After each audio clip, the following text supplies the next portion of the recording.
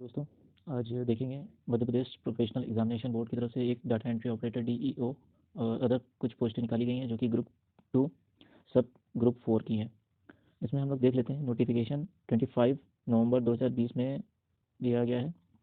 Application जो है आज यानी दिसंबर 1 तारीख से चालू हो चुकी हैं। आप एप्लीकेशन फॉर्म भर सकते हो अपना। लास्ट डेट इसकी है 15 तारीख 12 यानी दिसंबर 15 दिसंबर 2020 तक इसकी लास्ट डेट है। और एग्ज़ामिनेशन जो फीस है आपको 15 दिसंबर 2020 तक जमा कर देनी है।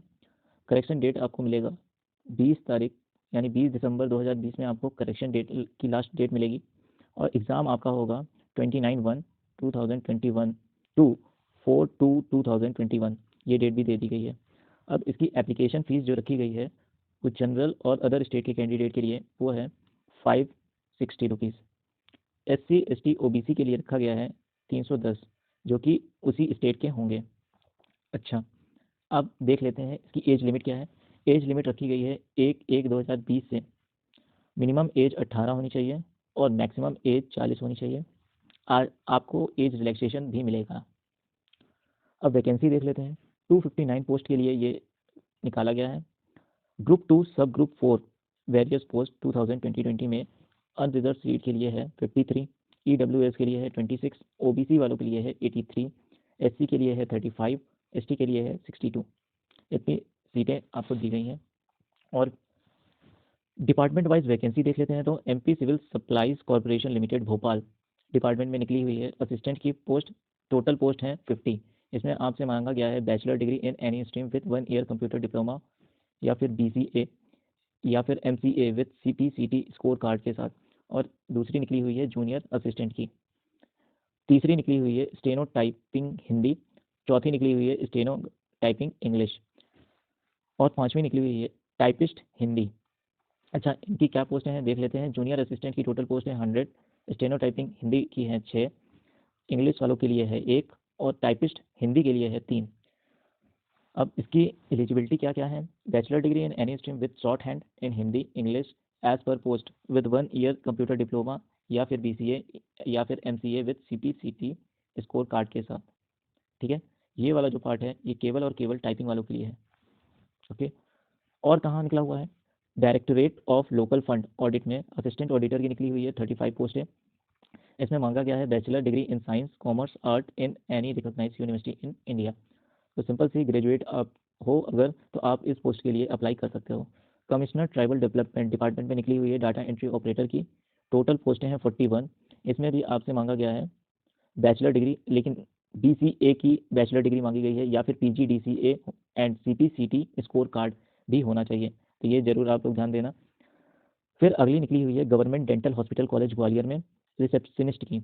इसकी 8 पोस्टें निकली हुई हैं। इसमें आपसे मांगा हुआ है bachelor degree with PGDCA and CPCT score card. Superiority hospital college and Khandwa and Shahdol, इसमें 2 पोस्टें निकाला है इसने। एक है कैटलॉगर की और दूसरी है असिस्टेंट लाइब्रेरियन की। कैटलॉगर की 2 पोस्टें निकाले हैं और असिस्टेंट लाइब्रेरियन की 3 पोस्ट निकाला हुआ है। तो इसमें बैचलर डिग्री लाइब्रेरी साइंस से होनी चाहिए। फिर आते हैं अगले डिपार्टमेंट में, उसका नाम है registrar firm and institution Bhopal. इसमें आपकी इंस्पेक्टर की पोस्ट निकाली हुई है 2, जिसमें आपसे बैचलर डिग्री ही केवल मांगी हुई है।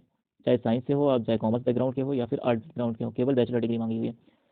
और दूसरी पोस्ट जो निकली हुई है वो है ऑडिटर की, उसकी भी 2 ही पोस्ट निकली हुई है।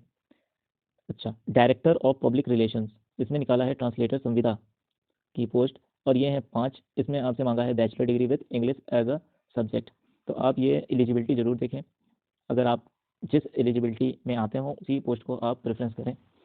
अब देख लेते हैं कि पोस्ट नेम और उनकी वैकेंसी डिटेल क्या क्या है। तो असिस्टेंट के लिए 14 पोस्टें अनरिजर्व्ड सीट के लिए है और OBC के लिए 16 है और EWS वालों के लिए जो है वो 5 है, SC वालों के लिए 5 है, ST वालों के लिए 10 है। तो टोटल पोस्ट हो जाती हैं 50। फिर आते हैं जूनियर असिस्टेंट पे। अनरिजर्व वालों के लिए कोई भी पोस्ट नहीं रखी गई है।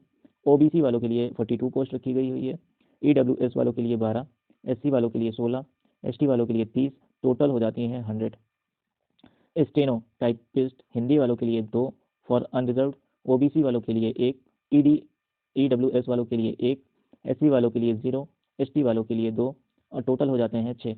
स्टेनो टाइपिस्ट इंग्लिश अनरिजर्व वालों के लिए 1, ओबीसी वालों के लिए 0, ईडब्ल्यूएस वालों के लिए 0, एससी वालों के लिए 0, एसटी वालों के लिए 1। टोटल पोस्टें निकली हैं 2। टाइपिस्ट हिंदी 1 पोस्ट निकली हुई है अनरिजर्व वालों के लिए, ओबीसी वालों के लिए 1 और एसटी वालों के लिए 1, और हो जाते हैं टोटल पोस्ट इसके 3। असिस्टेंट ऑडिटर, इसकी अनरिजर्व सीट निकली है 8, ओबीसी वालों के लिए निकली है 7, ईडब्ल्यूएस वालों के लिए निकला है 2, एससी वालों के लिए निकला है 5, एसटी वालों के लिए निकला है 6। टोटल पोस्टें हैं 28। असिस्टेंट ऑडिटर की 2 पोस्ट निकली हुई है अनरिजर्व वालों के लिए, ओबीसी वालों के लिए 2, ईडब्ल्यूएस वालों के लिए 1, एससी वालों के लिए 1, एसटी वालों के लिए 1, और टोटल सीट है 7। ये ध्यान रखिएगा कि ये असिस्टेंट ऑडिटर जो है ये संविदा वाला है।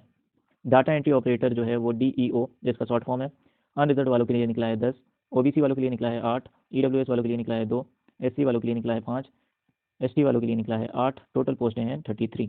डाटा एंट्री ऑपरेटर संविदा वालों के लिए है ये वाली post, 2 unreserve, 2 OBC, 1 EWS, 1 SC, 2 ST. Total हो जाती हैं 8 पोस्टें।